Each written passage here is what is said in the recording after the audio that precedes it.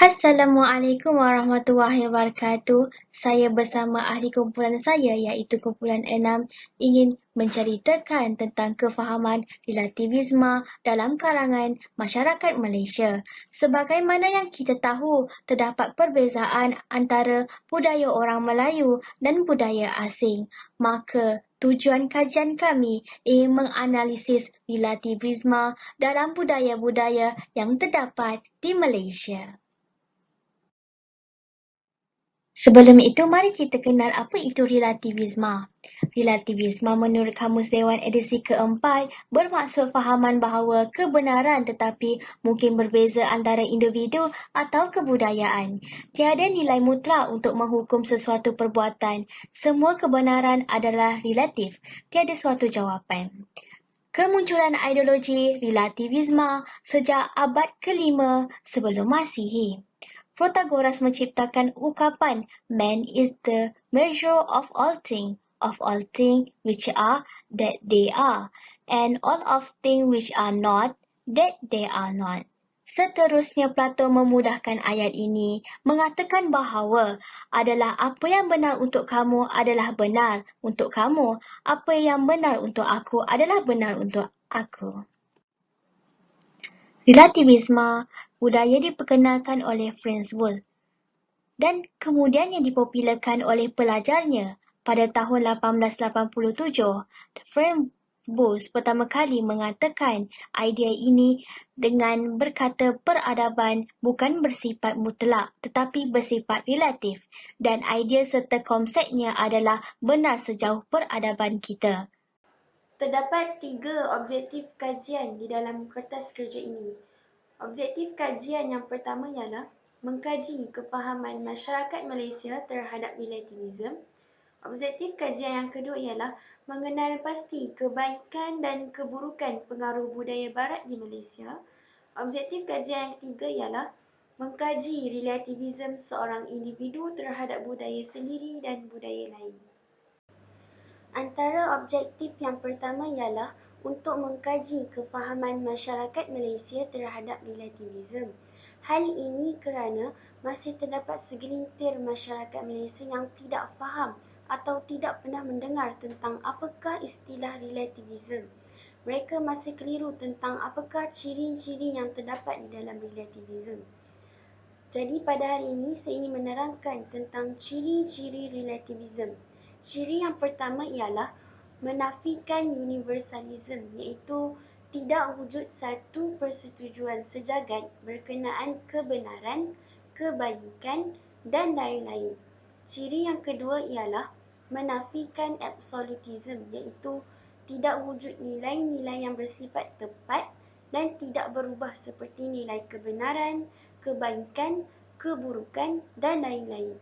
Ciri yang ketiga ialah menafikan objektivism, iaitu nilai kognitif, etika dan estetika tidak bebas dari pengaruh minda, iaitu mind independent.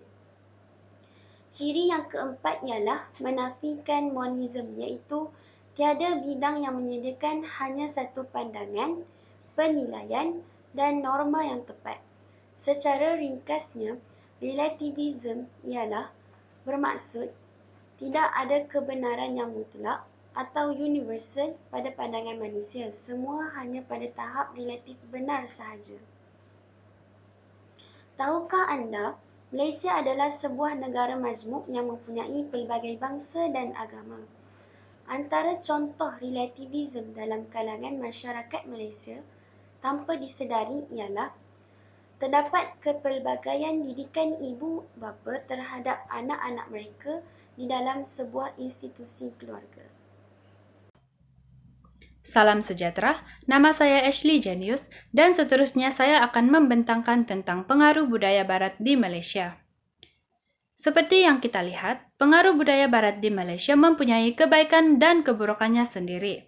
Antara kebaikan budaya barat adalah penggunaan bahasa Inggris.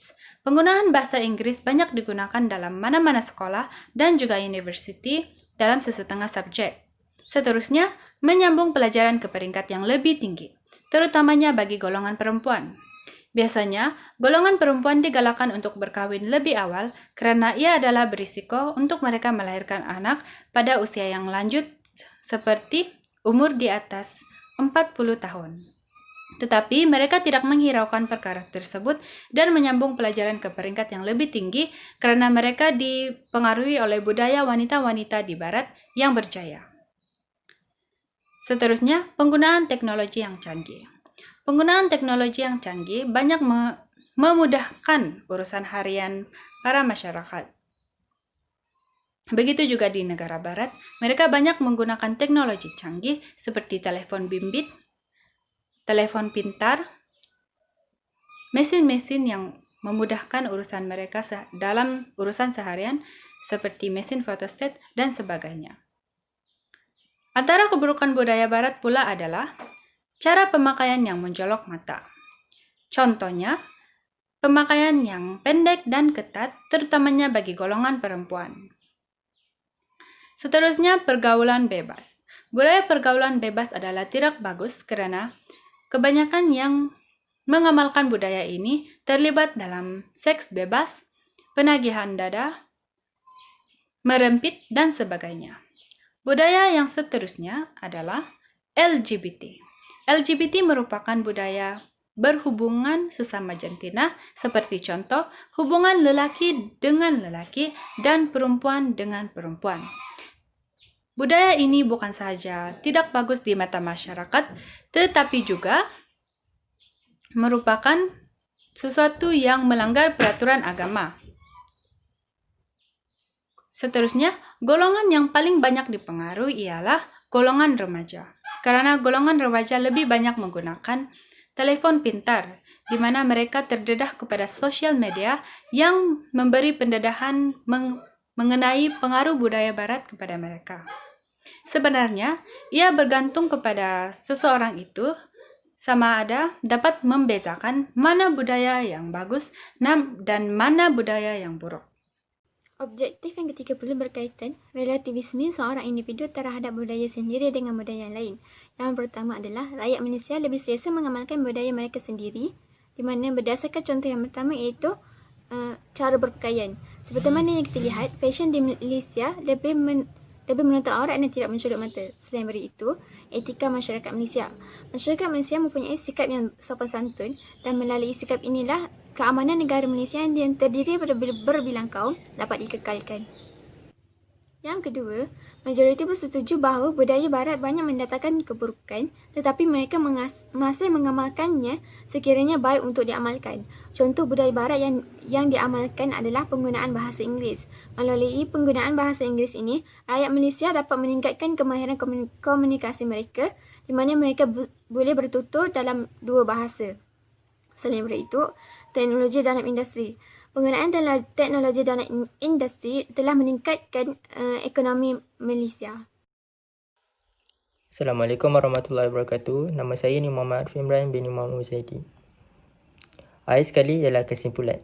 Berdasarkan kajian yang telah kami lakukan, kami dapat menyimpulkan bahawa penyebaran fahaman relativisme kini sudah berada di arus perdana. Ini kerana Malaysia mempunyai pelbagai etnik dan budaya untuk dikenali oleh pelbagai masyarakat dan mempunyai pelbagai kaum dan bangsa. Hasil pemikiran dan cara kerja aliran relativisme budaya merupakan sesuatu yang amat penting untuk kita pelajari kerana ia dapat menyelesaikan masalah yang timbul dalam kalangan masyarakat dan kaum.